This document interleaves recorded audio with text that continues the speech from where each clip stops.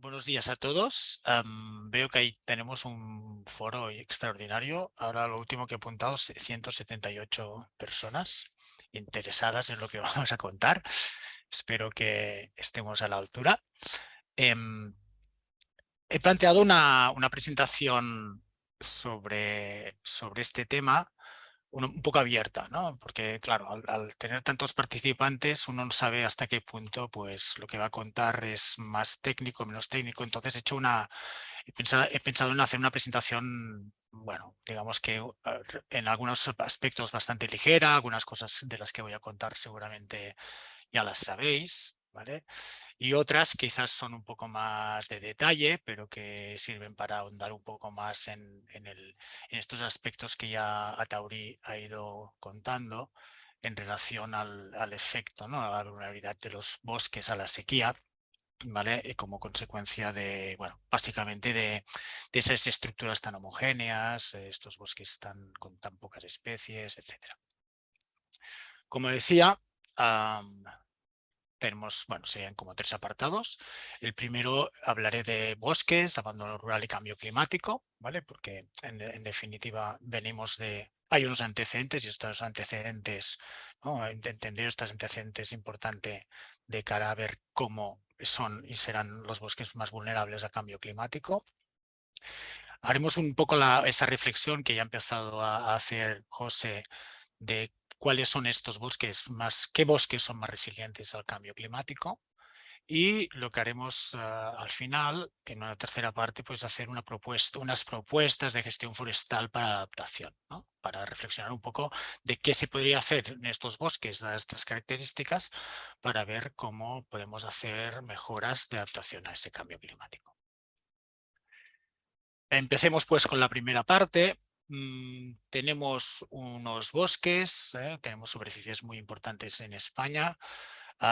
Y estos bosques pues, nos generan una serie de oportunidades, pero también sufren una serie de amenazas, ¿no? Aquí en este pequeño esquema, de alguna manera, lo que vemos es bueno, que el cambio climático está afectando a nuestro ecosistema, que directo e indirectamente los fuegos, las plagas o incluso determinados tipos de aprovechamientos, si son agresivos, pues de manera directa o indirecta afectan a nuestros bosques. En definitiva, si afectan a nuestros bosques, afectan a su funcionamiento y como consecuencia de esta afectación, pues los servicios ecosistémicos que nos dan, pues pueden quedar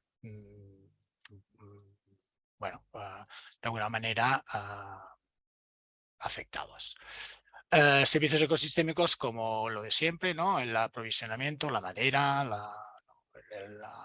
lo que sea, ¿no? La madera, las leñas, etcétera. Servicios de regulación, ¿no? Del agua, prevención de la erosión y los servicios culturales, recreativos, etcétera, ¿vale? Que nos sirven. Y siempre, ¿no? Como un poco aparte, la biodiversidad, que bueno, la biodiversidad a veces se habla de un servicio de ¿no? Que sostiene el resto de servicios o que se mantiene así como aparte, de decir, bueno, no es un servicio, pero la biodiversidad también es un componente muy importante de los bosques.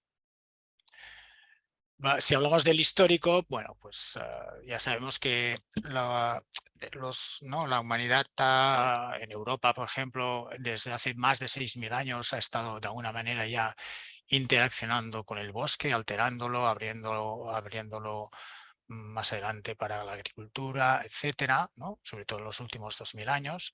Y mucho más cercano en la historia, pues uno de los primeros grandes cambios, ¿no? Provocados por precisamente la filoxera, hizo que a finales del siglo XIX, principios del XX, pues hubiera grandes afectaciones de zonas agrícolas que se fueron abandonando y eso fue el primer gran cambio, ¿no? de superficie forestal, ¿no? de aumento de la superficie forestal, ¿no? Como muestra la foto esta de un bancal, el cual pues, se ha ido llenando de manera natural pues, en este caso por pino carrasco. ¿Vale? Pero en cualquier caso, digamos que se va llenando de matorrales, de bosque, etcétera, y eso a principios del siglo XX, ¿no? Pero después hubo otro gran cambio cultural o social, que fue, digamos, la aparición de los combustibles fósiles que sustituyeron, como ya sabéis, al carbón, a la leña, etcétera, y eso se tradujo, ¿no?, hacia los años 50, 60 a un segundo abandono de otra buena parte de los campos, ¿no?, de los cultivos, ¿vale? Hasta nuestros días, que de manera progresiva, pues los bosques, como ya sabéis, han ido aumentando en superficie y también en cantidad de combustible en nuestros bosques, ¿no? Para verlo muy gráficamente, aquí veis una fotografía de la montaña de Montserrat. Aquí pone 1808, pero podría ser de principios sí, de principios del siglo XX, ¿vale? Y un poco cuál sería el aspecto más o menos actual, ¿vale? Pero este aspecto actual, ¿no?, que se ve como de manera natural se ha recubierto de nuevo por bosques, ¿no?, de manera natural, se quema, ¿vale? Se quema, pero sabemos que nuestros bosques pues tienen esa capacidad, digamos, de recuperación post-incendio, ¿no? Tenemos mucha parte de nuestras especies adaptadas a esos incendios forestales, de manera que de una manera u otra es capaz, ¿no?, es resiliente, es capaz de recuperarse de manera natural a estos fenómenos tan extremos. Volviendo un poco a las superficies y poniendo un poco más ¿no?, de datos cuantitativos, desde los años 70 podemos decir que ha habido un incremento de la superficie forestal en España de cerca del 52%. Esto por una parte. Y por la otra, no solo ha habido un aumento de esta superficie, por lo que decíamos antes, sino que dentro de lo que sería la superficie que ya era bosque, sigue habiendo un aumento de su stock, ¿no? Y ese aumento del stock, ¿no?, del stock de la biomasa, es precisamente porque si hacemos la relación entre los aprovechamientos y lo que crecen los bosques, esa relación es inferior a 1, ¿no? Estamos alrededor del 30-40%, y esa relación va bajando hasta una reducción de hasta el 27,8% en los últimos 30 años. ¿De acuerdo? Con lo cual estamos ante una situación en la que tenemos una mayor superficie forestal, pero también una mayor cantidad de biomasa en nuestros bosques, con las oportunidades que ofrece, porque bueno, es un stock que en un momento dado se puede aprovechar, pero también un problema porque ya sabemos que tener bosques continuos, ¿no?, superficies forestales continuas y además con una gran cantidad de combustible, pues ya sabemos que supone un peligro en relación al cambio climático, pero sobre todo en relación a los incendios forestales. Y también ha habido una transformación, ¿no?, como consecuencia de este abandono, ¿no?, de muchos de estos aprovechamientos que contaba en la diapositiva anterior, porque si miramos, digamos, en un gradiente altitudinal, ¿no?, con los datos de comparación de los dos últimos inventarios forestales nacionales, vemos que hay un aumento de las frondosas, básicamente quercíneas, en detrimento de las coníferas. Y eso es, por una parte, porque las coníferas están desapareciendo, ¿vale?, de las zonas, están muriendo de las zonas de altitud más baja, y por otra parte las frondosas que van recolonizando de manera más evidente las zonas de altitudes más elevadas, sea de una manera o de otra, o por desaparición de coníferas o por aparición o reclutamiento de nuevas frondosas. Tenemos unos cambios en los paisajes que hace que nuestros bosques poco a poco, porque realmente es un proceso lento, van pasando a bosques cada vez más mixtos, con mayor diversidad de especies, ¿no? Y eso se está produciendo de alguna manera, de manera natural, como consecuencia en parte de lo que sería el abandono o la reducción de los aprovechamientos forestales.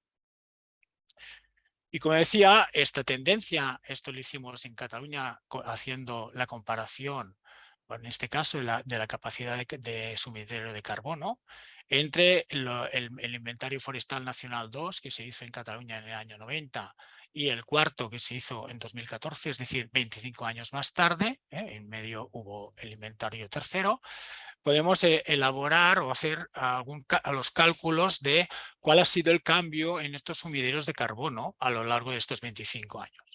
Y la respuesta, aquí veis colores más rojos o más verdes, eso no quiere decir que la capacidad de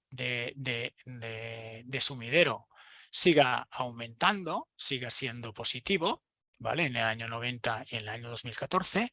Lo que sí que se ve es que esa capacidad de sumidero se va enlenteciendo, se va haciendo más lenta. Es decir, si teníamos una capacidad de sumidero de 1 tonelada de carbono por hectárea y año, ahora tenemos 0,8, o sea, menos 0,2 toneladas de carbono por hectárea y año. Es decir, que se está reduciendo esa capacidad de sumidero. Siguen capturando, siguen secuestrando CO2, pero lo hacen a un ritmo más lento. ¿Y eso por qué? Pues haciendo un análisis, digamos, estadístico, ¿vale? Con múltiples variables, vimos que no era tanto por el hecho de que del cambio climático, de las anomalías climáticas acontecidas en estos 25 años, sino por una cosa mucho más directa. Es debido básicamente a la estructura de nuestros bosques, a la estructura que tenían estos bosques a principios, ¿no? de los años 90, con los datos del IFN2. ¿No? Y lo que vimos es que cuanto mayor era la área basal, tenía un mayor efecto negativo en esa capacidad de secuestro de sumidero de carbono, pero que si teníamos esta misma área basal, pero con árboles más grandes, árboles de mayor tamaño, ese efecto era positivo. Es decir, que como mínimo se frenaba esa reducción en esa capacidad de sumidero. ¿Vale? Con lo cual ya vemos que la estructura tiene efectos en este caso en la capacidad de sumidero. ¿Qué tenemos ahora? Esto ya lo ha contado un poco a Tauri. Tenemos bosques jóvenes, esos abandonos masivos de zonas forestales recién quemadas por abandono agrícola, etcétera. Hace que los bosques sean jóvenes, tenemos unas grandes densidades de árboles muy pequeños, eso hace que sean muy vulnerables al cambio climático, a los incendios y además con casi nula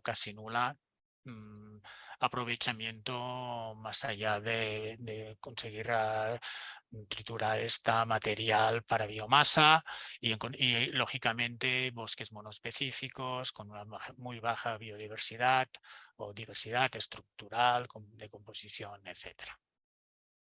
Y además tenemos ese aumento, ¿no? de las olas de calor, ¿no? No hace falta, podemos pensar en este verano pasado, 2022, ¿no? el año con temperaturas más elevadas en prácticamente toda la península, pero que tenemos, ¿no? padecemos de unos déficits hídricos, ¿no? medidos en este caso con este índice de aridez, que son pues eso, ¿no? Pues muy heterogéneos. Podemos pasar de años, por ejemplo, 2016, años en los cuales tenemos unos déficits hídricos muy bajos, a años en los cuales estos déficits hídricos son muy elevados. Es decir, que acompañando a estas olas de calor, a estas sequías extremas, pues encima tenemos esa gran variabilidad, ¿no? Esos episodios que cada vez son más extremos, que hace que los bosques pues tengan que lidiar con situaciones cada vez más complicadas. Y eso, el informe del IPCC, el del año 2021, ya nos está advirtiendo que justamente en las zonas en las zonas mediterráneas, sobre todo, ¿vale? Para los escenarios climáticos más extremos, ¿vale? Para una temperatura global de aumento de 4 grados a nivel global, esos aumentos de temperaturas en verano van a ser muchísimo más grandes en las zonas mediterráneas, ¿no? Eso en cuanto a temperatura, y si nos fijamos en las anomalías de precipitación, encima en verano vamos a tener, según estas previsiones, estas proyecciones, vamos a tener pues unas reducciones de la precipitación de alrededor del 20 al 40% respecto a las precipitaciones que tenemos actualmente. Con lo cual, el futuro tampoco es muy halagüeño. Y bueno, que el cambio climático, pues que lo notamos, digamos, año tras año en los efectos sobre nuestros bosques, ¿no? Porque colapsan grandes superficies forestales que de pronto se secan después de un verano muy duro, pues que este tipo de episodios, pues en ese artículo que ya tiene unos años, del 2009, es un clásico en el sentido de que nos está diciendo que ese efecto del cambio climático, de las sequías extremas, de estas olas del calor, etcétera, no son exclusivas de nuestros ambientes más mediterráneos, ¿no? Donde ya padecemos una escasez de agua en los momentos más importantes, ¿no? En verano, sino que esto ocurre en cualquier parte del mundo. Es decir, ese autor se dedicó a buscar casos de episodios de sequía, ¿no? De episodios de decaimiento forestal en muchísimas partes del mundo, y en todas o casi todas los pudo asociar con episodios de olas de calor, de sequías extremas en cualquier parte del mundo. Con lo cual estamos diciendo que el cambio climático está afectando a cualquier bosque en cualquier parte del mundo desde ya, y eso no es exclusivo de nuestro clima. Y otras consecuencias de este efecto del cambio climático, y también relacionado con el aumento de los stocks de carbono, etcétera, es que los bosques son cada vez más densos, y eso hace que, por ejemplo, en la parte mediterránea, este es un trabajo hecho con la red de parcelas de seguimiento del estado de salud de los bosques europeos del nivel 1, ¿vale? Esta red de parcelas que empezó a muestrearse en los años 80, ¿vale? En el cual pues se puede hacer un seguimiento de la defoliación, ¿vale? En distintas partes digamos, de Europa, y vemos que las defoliaciones han sido muchísimo más importantes en lo que serían los países de la cuenca mediterránea, ¿vale? Y si eso lo analizamos por especies, y en este caso solo para la península ibérica, para España, lo que vemos es que casi para cualquier especie, y asociado a episodios de precipitaciones bajas, ¿vale? Estos que señalamos aquí de color salmón o así, lo que vemos es que justamente cuando aparecen estos episodios de sequía, de bajas precipitaciones, es cuando aumenta de manera más clara, ¿eh? La defoliación de estos bosques. Pero más allá de esto, la idea es que después van siguiendo otros episodios y nunca llegan a recuperar la cantidad de hojas que tenían, por ejemplo, desde a principios de los 90. ¿Vale? Vamos a una situación de no recuperación de la superficie foliar, sí, porque digamos que los episodios de sequía se van sucediendo y no permiten que los bosques se recuperen de los episodios de sequía anteriores. Y otra manera de analizarlo es con la información que estamos recogiendo en Cataluña en el proyecto de Boscat. Este es un proyecto que está liderado por la Dirección General de Ecosistemas Forestales, y que los agentes rurales son los que año tras año, en septiembre, recogen los episodios de sequía, ¿vale? Y lo que hemos hecho, por ejemplo, nosotros es analizar unos efectos de la sequía del 2012, ¿vale? Este es un artículo publicado en el cual podríamos analizar el efecto de las anomalías, en este caso de la temperatura de verano, sobre las distintas especies, y vemos que especies como las quercinias o las fagáceas tienen una sensibilidad muy elevada a la anomalía de temperatura, no tanto las especies de coníferas, ¿vale? Esto para el verano, y que también se podía apreciar que no solo era por la anomalía de temperatura, sino también que había efectos de forma distinta, afectando de manera distinta a las distintas especies en función de, el índice de aridez, ¿vale? En este caso, en la parte central, el índice de aridez relacionado con la aridez de verano o el índice de aridez anual.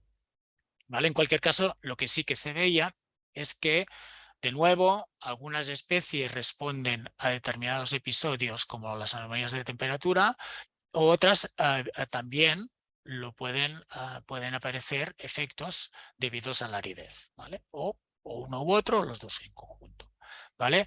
Y este tipo de efectos podrían ser diferentes en función del tipo de sequía que se va produciendo. Es decir, puede ser que esa sequía particularmente afectara a determinadas especies en según qué casos, y otro tipo de sequía, ¿no? Otra situación sinóptica de sequía podría afectar a otras especies de distinta manera. Con lo cual nos toca aprender de los episodios de sequía y de qué manera afectan y cuándo a cada una de las especies en particular. Otra manera de verlo es viendo qué puede pasar en el futuro, ¿no? Podemos hacer mapas de idoneidad climática con un escenario actual, de climas actuales, ¿no? Y hacer, digamos, que mapas de probabilidad o de idoneidad climática de cada una de las especies y ver cómo esa idoneidad climática cambia cuando nos vamos a escenarios de cambio climático, si las cosas siguen como están siendo hasta ahora, ¿no? Aquí vemos, por ejemplo, el ejemplo de la idoneidad climática, ¿no? Cómo cambia la idoneidad climática para Pinus silvestris de ahora, situación actual, al año 2080, ¿vale? Y eso analizado para todas las especies, ¿vale? Con los datos de los ICNs, uno se da cuenta de que la mayor parte de las idoneidades climáticas van a ser mucho peores para la gran parte de las especies, toda esta parte que os estoy señalando aquí, ¿vale? Y que solo algunas especies van a mejorar su idoneidad climática en el futuro, de acuerdo con estos modelos estadísticos que hemos hecho, ¿no? Y, por ejemplo, estas especies claramente son precisamente las especies mediterráneas. No es una sorpresa, las especies mediterráneas son las que van a aumentar, ¿no?, la superficie idónea para, ¿no?, para seguir expandiéndose geográficamente, mientras que el resto, ¿no?, de las especies atlánticas, eurosiberianas, alpinas, van a ir a peor, ¿no?, a idoneidades cada vez peores. Vale, pues pasamos a la siguiente parte para contaros en qué tipo de bosques son más resilientes al cambio climático. ¿Vale? Aquí ahora que algunas de las cosas ya Tauri ya las ha ido avanzando, pero en cualquier caso, en primer lugar, bueno, un poco definir, después ya saldrá con más detalle con la explicación que os hará Luis, pero vamos a definir la resiliencia como esa capacidad del ecosistema para mantener las características esenciales de su composición, estructura y función en presencia de perturbaciones. Eso quiere decir que si un bosque sea resiliente, si resiste o si es capaz de recuperarse, ¿vale?, después de un episodio, en este caso climático extremo, ¿no? Y en contrapartida o como contrario, definiríamos la vulnerabilidad como esa propensión a verse afectado negativamente por un peligro que cause un efecto concreto y cuantificable, ¿no?, en forma de daño e impacto sobre, en este caso, sobre nuestro bosque. ¿Vale? Definidas estos dos conceptos, ¿vale?, uno puede ver cómo efectivamente, si hay una perturbación, pues los distintos procesos, ¿vale?, ¿no?, de recuperación post perturbación van a tener distintas velocidades de recuperación. ¿eh? Aquí, por ejemplo, ¿vale? En una escala que fijaros que es una escala logarítmica en años, vemos que determinados procesos como la transpiración, la fotosíntesis, la recuperación de la superficie foliar es un proceso que es muy rápido, ¿vale? En 10 años recuperamos ya todas las funciones relativas, digamos, a los procesos básicos de un bosque o de la vegetación, que el stock de carbono de la biomasa tarda muchísimo más en recuperarse, pero se acaba recuperando, y otros procesos, ¿vale? O como la diversidad o la disponibilidad de nutrientes, pues después de una perturbación, si esta perturbación es especialmente grande, como un incendio, etcétera, pues hace que esa diversidad, digamos, no se recupere incluso a los niveles que tenía anteriormente, ni con centenares de años, ¿no? O, por ejemplo, como vemos aquí, la disponibilidad de nutrientes. Es decir, que hay determinados procesos que tardan o incluso no llegan a producirse una recuperación total de estos procesos. Y en relación a lo que deberían tener estos bosques para que esta capacidad de recuperación, esa resiliencia o esa menor vulnerabilidad se dé, ¿vale? Con un poco lo que decía antes Atauri, que hemos hecho una recopilación bibliográfica, ¿vale? Sobre cuáles podrían ser estos atributos de los bosques que permitirían una mayor resiliencia de estos bosques al cambio climático. Lo que hemos ido recogiendo es que parece ser que la diversidad de especies es un atributo, una particularidad importante para evitar el colapso de los bosques, ¿no? A mayor diversidad de especies, menor es el riesgo de colapso, porque alguna de las especies que se mantienen en el bosque será capaz de resistir a perturbaciones como sequías, plagas y patógenos. Y por otra parte, o más allá de la diversidad de especies, lo que se hable muchísimo, ¿vale? Y eso lo tenemos recogido en nuestro índice de vulnerabilidad, es la diversidad de rasgos funcionales, ¿no? Es aquellos rasgos que hace que el funcionamiento, ¿no? En función de los rasgos funcionales de cada una de las especies, hace que puedan ser más resistentes o resilientes al cambio climático o a otro tipo de perturbaciones como los incendios, el viento, etcétera, ¿no? Algo así como, ¿no? El atributo de resistencia al embolismo, ¿vale? Del tronco, ¿vale? Al embolismo del xilema, pues cuanto mayor sea esa resistencia de la especie al embolismo, mayor resistencia tendrá a la sequía, ¿no? O si se quiere recuperar, pues que sea una especie con una mayor capacidad de rebrote, va a ser mejor para recuperarse después de un incendio o de una sequía, ¿no? O, por ejemplo, la profundidad de las raíces, ¿no? Que hace que ante una sequía muy extrema, pues si los árboles, ¿no? Por sus características como especie, tienen raíces o tienden a tener raíces más profundas, pues van a tener mayor capacidad para resistir a este efecto, ¿no? O el grosor de la corteza o la inflamabilidad serían otros rasgos funcionales, ¿vale? Que algunas especies podrían tener, que los podría hacer menos propensos a tener efectos negativos de incendios, por ejemplo. Entonces, las comunidades que mezclen precisamente esa mayor diversidad de rasgos funcionales les va a conferir una mayor resistencia y una mayor capacidad de adaptación a esos factores de estrés conocidos, ¿no? Es lo que llamamos diversidad funcional. Pero además puede haber comunidades con redundancia de rasgos, ¿no? Es decir, que se repita un determinado rasgo para distintas especies, con lo que esto hace que sean más resistentes y sean más capaces de adaptarse a factores de estrés todavía desconocidos, ¿no? Y esto es lo que llamamos la redundancia funcional.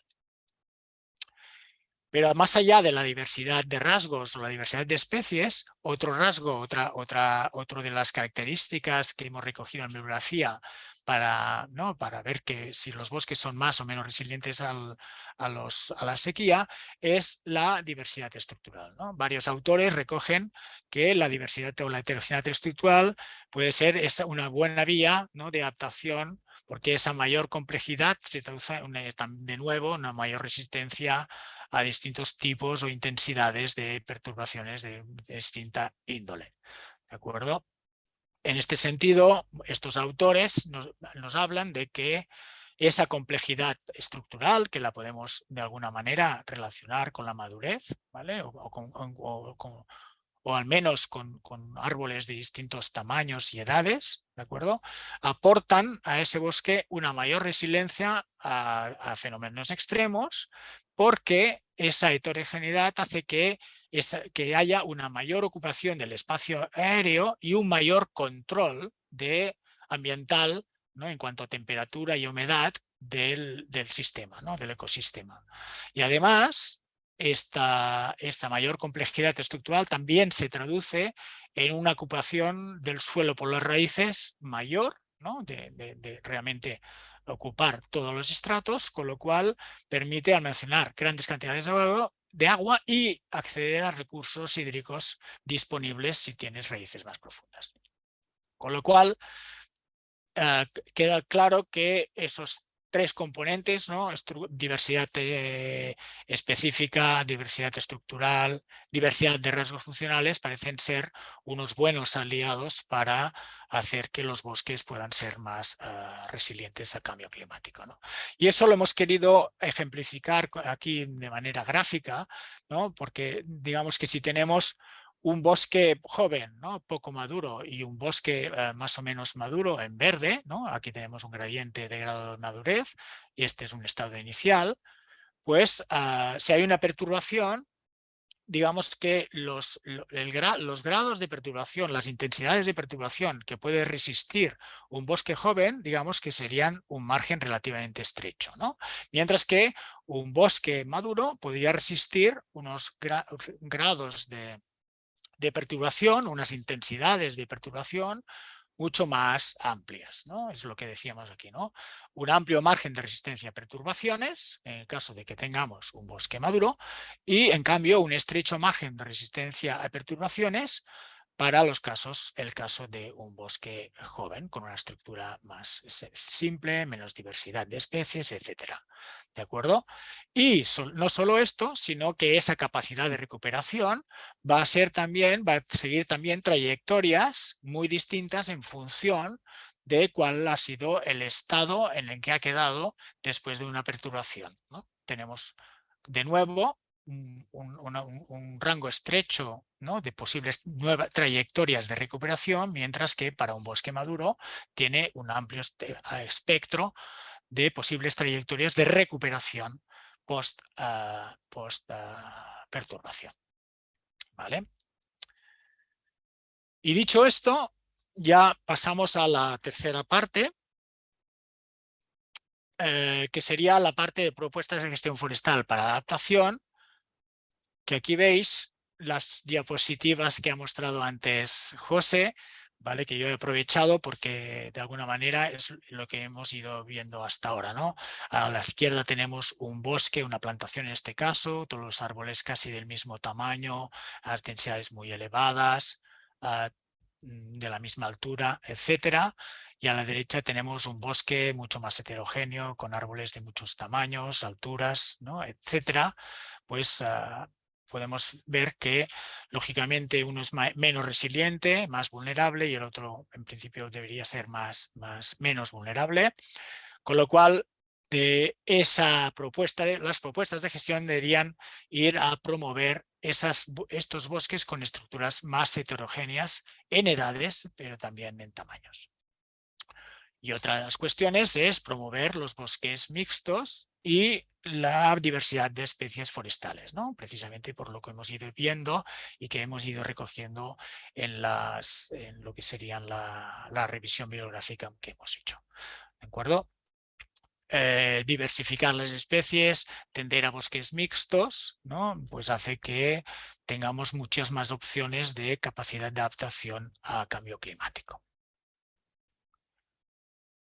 Y más allá de lo que sería, ¿no?, cambios en la estructura y en la composición, irnos, ¿no?, si hasta aquí, ¿no?, hasta los 100 años, aquí es donde normalmente mantenemos los bosques en producción, ¿vale? Y raramente pasamos a fases en las cuales haya mucha o relativamente elevada madurez, ¿no? No hacemos, digamos, enseguida volvemos a regenerar a partir de los 100 años. Pues la idea sería avanzar hacia bosques más maduros, intentar hacer que los turnos de tala sean más largos, con lo cual vamos a conseguir bosques con mayor madurez, con mayor diversidad de especies, con mayor diversidad estructural, con lo cual tendremos una proporción mayor de bosques, ¿no?, o de rodales en estos estados que defendemos o consideramos que son bosques más resilientes al cambio climático. En definitiva, imitar la naturaleza, ir a hacer una gestión imitando perturbaciones naturales de baja intensidad, ¿vale?, que fomenten la heterogeneidad y esa diversidad a escala de rodal, ¿no?, o como mínimo, como mucho, a escala de pequeños bosquetes, dependiendo de la tolerancia de las especies que queremos gestionar. ¿De acuerdo? Lo que podríamos decir, hacer como gestión en dinámica de gaps con claros, ¿vale?, y tender a hacer una gestión en masas irregulares o por bosquetes. Y nunca olvidarse de que habría que mantener o hacer una silvicultura de retención, ¿no?, retener cualquier elemento singular en cuanto a diversidad y madurez, ¿eh? La diversidad es un aliado del bosque y se puede manifestar de muchísimas maneras, pero en un bosque, digamos, maduro, con elementos de madurez, pues serían estos árboles vivos con microhábitats, ¿de acuerdo? Serían esos árboles de gran tamaño, ¿no?, ¿no?, que ya han sobrepasado totalmente, ¿no?, la edad de corta, o la madera muerta, sobre todo de tamaño grande, tanto en el suelo como en pie. ¿De acuerdo? Estos serían esos elementos que habría que retener sí o sí en aras a la biodiversidad, pero que tienen sus efectos, creemos, en relación a la resiliencia o al cambio climático. Y todo esto lo decimos porque tenemos estas revisiones biográficas, pero también porque ha salido recientemente ese documento de la Unión Europea en el cual se hace una reflexión de cómo transitar hacia una gestión más próxima a la naturaleza, pero justamente haciendo que ese tipo de gestión, ¿vale?, es un nuevo concepto, una manera nueva de hacer gestión, y que sería una propuesta que los distintos países europeos deberían hacer en el marco de la estrategia forestal de la Unión Europea para 2030. Y fijaros que ese tipo de gestión, ¿vale?, una gestión más próxima, no próxima, sino más próxima, acercarse a una gestión más próxima a la naturaleza, lo que decíamos antes, ¿no?, de tener soluciones basadas en la naturaleza para intentar mejorar la resiliencia de nuestros bosques, pues tendría un doble objetivo. El objetivo de mantener, ¿no?, esos valores de conservación de la biodiversidad, ¿vale?, con lo que decíamos antes de esa retención de estos elementos singulares, pero también aumentar la resiliencia climática con esta gestión multifuncional, ¿no? ¿Y esto cómo lo haríamos? Pues a nivel de paisaje deberíamos crear un mosaico de bosques con distintos grados de intervención, desde dejarlos a dinámica natural, ¿vale?, segregados, separados del resto, aquí no hacemos nada. En el otro extremo podríamos mantener plantaciones, ¿vale?, en según qué caso, en según qué países, plantaciones en las cuales pues son simplemente plantaciones para seguir produciendo productos, madera, leñas, biomasa, lo que sea, pero una parte muy importante debería ser esa esa gestión, ¿no?, integrativa, multifuncional, a escala de paisaje, donde, ¿no?, vaya en un gradiente desde simplemente hacer una gestión como de bosques casi, de sacar mucha madera, pero haciendo retención de esos elementos singulares, a una gestión más de conservación de procesos, más ecosistémica, más de pensar en el buen funcionamiento del bosque, y eso que iría un poco en detrimento de sacar mayor cantidad de madera de nuestros bosques. Y además, a escala de paisaje, pues deberíamos tener ese mosaico, ¿no? Este mosaico de estos bosques que dejamos a dinámica libre en estas grandes rodales, ¿vale? Con pequeñitos, ¿no?, rodales donde hay elementos de bosque maduro, ¿vale? Y estas singularidades, estos elementos que retenemos en estas zonas, y todo esto para fomentar esa conectividad, ¿no?, ese mantenimiento de la conexión para las especies que viven sobre todo y de manera exclusiva en estos bosques maduros. Y dentro de esta zona, en esta zona, digamos que sería la matriz, es donde iríamos hacia esa gestión integrativa que comentábamos antes, ¿de acuerdo? Con conservar estos elementos, retener estos elementos, hacer una gestión forestal menos intensa alrededor de las zonas de reserva, y algo más intensa en las zonas donde no están tan cerca de estas zonas de reserva. Y esta propuesta de gestión de esta publicación que os comentaba se basa en 7 principios. El principio, y fijaros que son principios que son los que hemos ido desgranando a lo largo de esta charla, ¿no? En primer lugar, el de la retención de árboles con microhábitats y madera muerta, ¿vale? El tema de retener estos elementos singulares. La promoción de especies arbóreas autóctonas, ¿vale? Intentar ir eliminando de nuestros bosques aquellas especies, aquellos rodales que están con especies exóticas. La promoción de la regeneración natural, eso por ejemplo en nuestro país es relativamente fácil porque el tipo de silvicultura que llevamos a cabo normalmente no hace falta hacer una plantación después de hacer una corta o lo que sea. Siempre ir a aprovechamientos moderados y además de moderados fomentar esa heterogeneidad estructural a escala de rodal.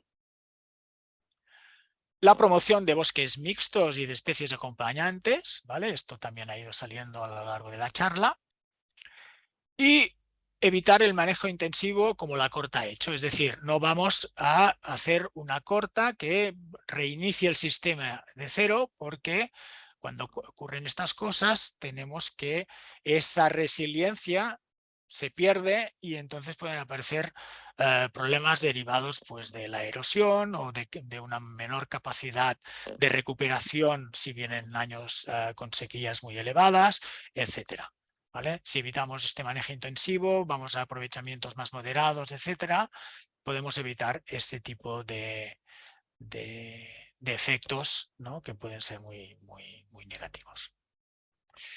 Y finalmente, más a escala de paisaje, pues es promover esa heterogeneidad, ¿no?, como os mostraba en la diapositiva anterior, ¿vale? Esa heterogeneidad de mosaico de paisajes con distintos grados de madurez y que permite esa conectividad a esta escala, sobre todo para aquellas especies que tienen baja capacidad de dispersión.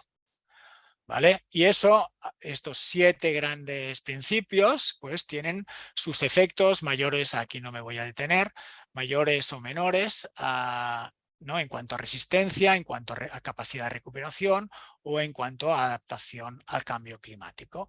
De manera que, dada esta reflexión, pues en función del tipo de bosque, de su estructura y de qué es lo que queremos promocionar, pues podemos ir a actuar en aras a mejorar este principio o en este otro principio o lo que sea.